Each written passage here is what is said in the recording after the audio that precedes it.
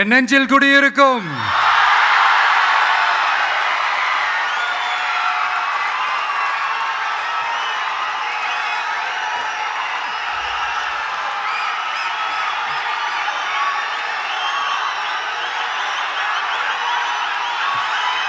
என்னுடைய தோழர்கள், தோழிகள் எல்லாருக்கும் என்னுடைய வணக்கம். வணக்கம் வணக்கம்.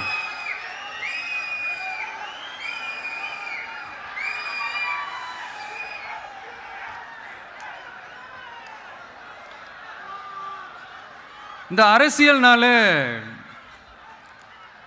வேற லெவல் தான்ல.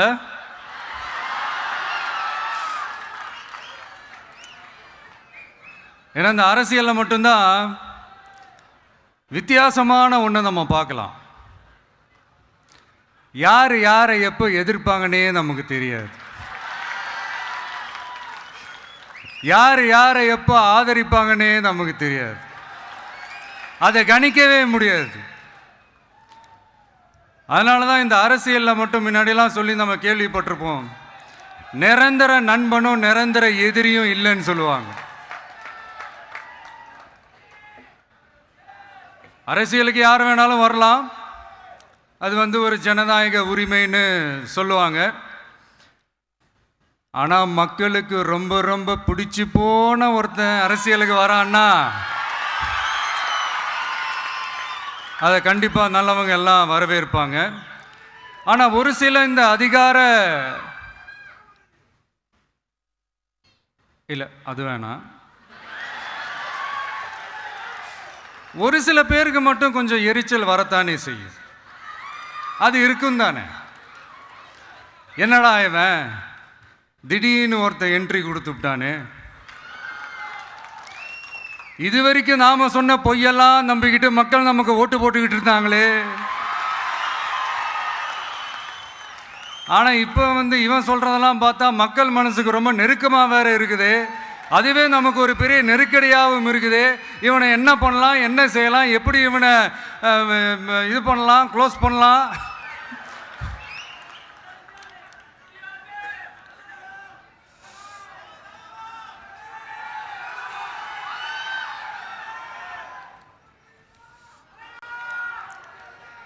எப்படி இவனை க்ளோஸ் பண்ணலாம், ஒரு கன்ஃபியூஷன் ஒன்று வரும். அந்த கன்ஃபியூஷனில் கத்துறதா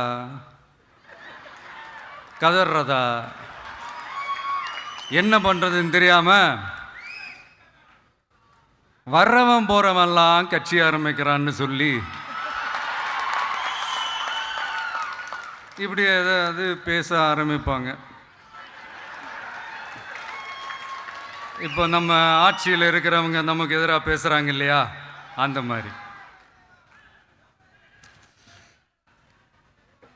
இப்படிப்பட்ட ஒரு அரசியல் காலத்தில் கொஞ்சம் கூட ஒரு பயம் இல்லாமல், ஒரு பதட்டம் இல்லாமல், வர்ற எதிர்ப்புகள் எல்லாத்தையும் சும்மா லெஃப்ட் ஹேண்டில் டீல் பண்ணிக்கிட்டு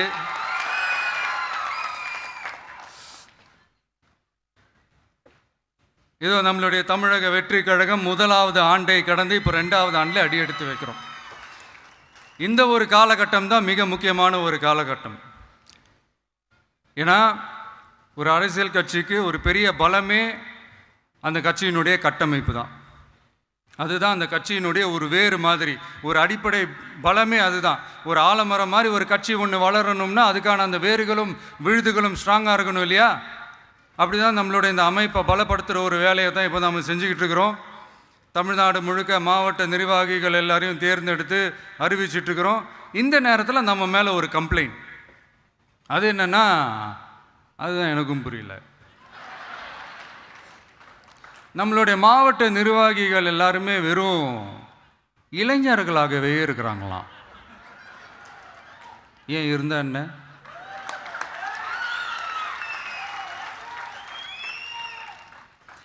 அறிஞர் அண்ணா அவர்கள் கட்சி ஆரம்பிச்சப்பா அவர் பின்னாடி நின்னதும், புரட்சி தலைவர் எம்ஜிஆர் அவர்கள் கட்சி ஆரம்பிச்சப்பா அவர் பின்னாடி நின்னதும் வெறும் இளைஞர்கள் தான்.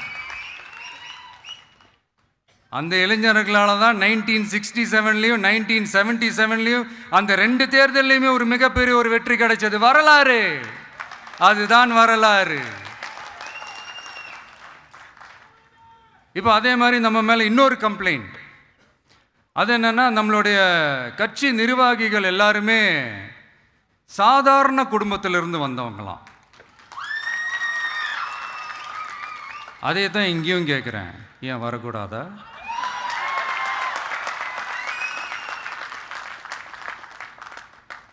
சாதாரண குடும்பத்திலேருந்து வந்தவங்க தான் பெருசு பெருசாக சாதிச்சிருக்கிறாங்க. இன்னும் சொல்ல போனால் நம்மளுடைய கட்சி எளிய மக்களுக்கான கட்சி தானே. அப்படி இருக்கும்போது நம்மளுடைய கட்சி நிர்வாகிகளும் எளிய குடும்பத்தை சேர்ந்தவங்களாக தான் இருப்பாங்க.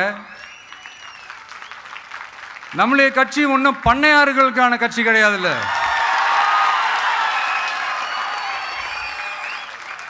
முன்னாடிலாம் அந்த காலத்தில் பண்ணையாருங்க தான் பதவியில் இருப்பாங்க. இப்போ கொஞ்சம் உள்டா மாறிடுச்சு. பதவியில் இருக்கிறவங்களாம் பண்ணையாரா மாறிடுறாங்க.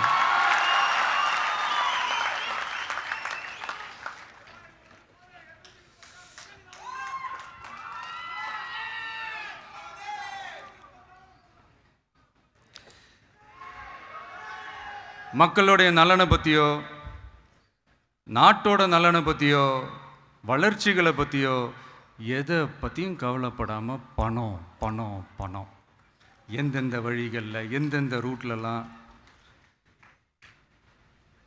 இப்படிப்பட்ட இந்த மைண்ட் செட் உள்ள இந்த பண்ணையார்களை அரசியலை விட்டே அகற்றுவது தான் நம்மளுடைய முதல் வேலை.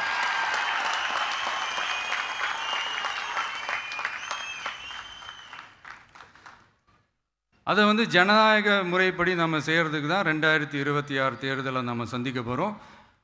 அந்த தேர்தலை சந்திக்க ரொம்ப ரொம்ப முக்கியமான விஷயம் பூத் லெவல் ஏஜென்ட்ஸ், BLA அப்படின்னு சொல்லுவாங்க. அது ரொம்ப ரொம்ப முக்கியம்.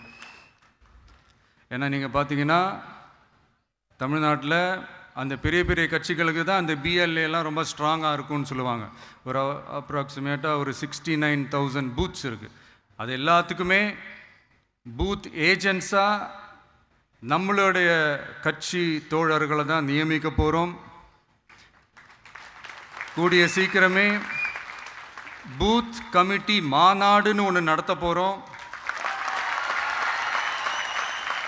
அன்னைக்கு தெரியும் தமிழக வெற்றி கழகம் எந்த ஒரு பெரிய கட்சிக்கும் கொஞ்சம் கூட சளைச்சதில்லைன்னு.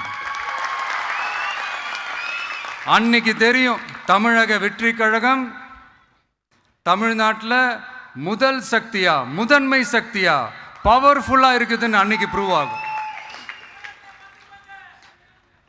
இப்போ புதுசாக ஒரு பிரச்சனை ஒன்று கிளப்பி விட்டுட்டு இருக்கிறாங்க,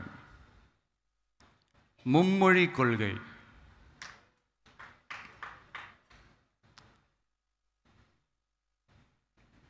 அதாவது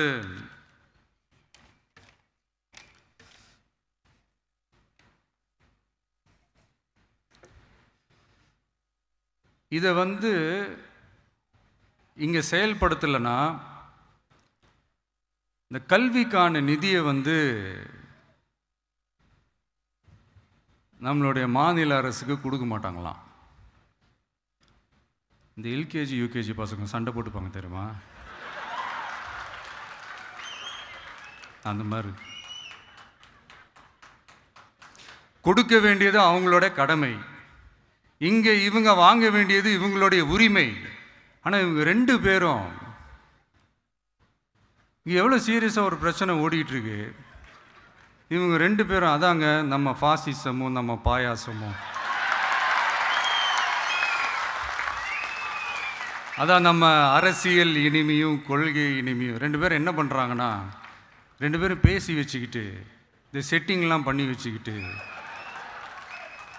மாற்றி மாற்றி சோஷியல் மீடியாவில் ஹேஷ்டேக் போட்டு விளையாட்டுருக்குறாங்க.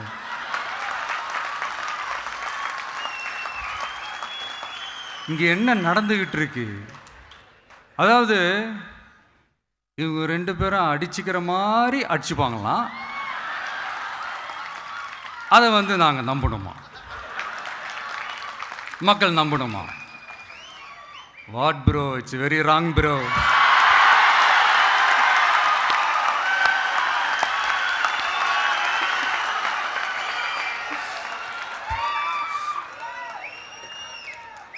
இதுக்கு நடுவில் நம்ம பசங்க உள்ள பூந்து அங்க ஒரு சம்பவம் ஒன்று பண்ணிட்டு டக்குன்னு வெளியே வந்துடுறது. டிவி கே ஃபார் டிஎன் அப்படின்னு சொல்லி. யார் சார் நீங்களா? எங்க சார் இருக்கிறீங்க? ஸ்லீப்பர் செல்ஸ் மாதிரி.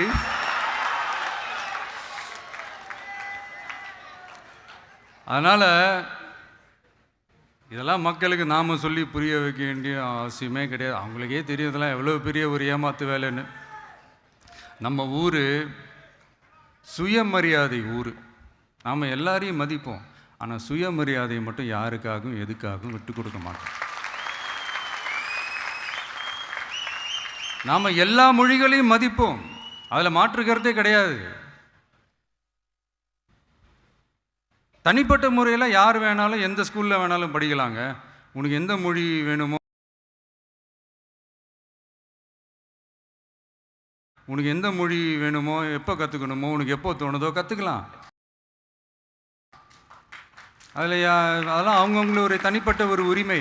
ஆனால் கூட்டாட்சி தத்துவத்தை மீறி மாநில தன்னாட்சி உரிமைக்கு எதிராக ஒரு மாநில அரசின் மொழி கொள்கையை, கல்விக் கொள்கையை கேள்விக்குறியாக்கி வேறு ஒரு மொழியை வலுக்கட்டாயமாக திணிச்சா, அதுவும் அரசியல் ரீதியாக திணிச்சா எப்படி ப்ரோ?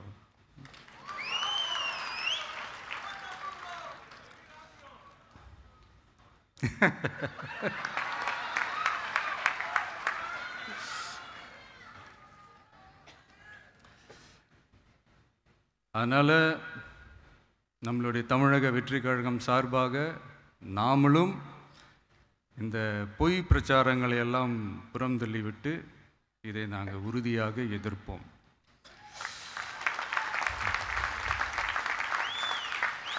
கான்ஃபிடென்ட்டாக இருங்க, நல்லதே நடக்கும், வெற்றி நிச்சயம். மீண்டும் சந்திக்கும் வரை நன்றி, வணக்கம்.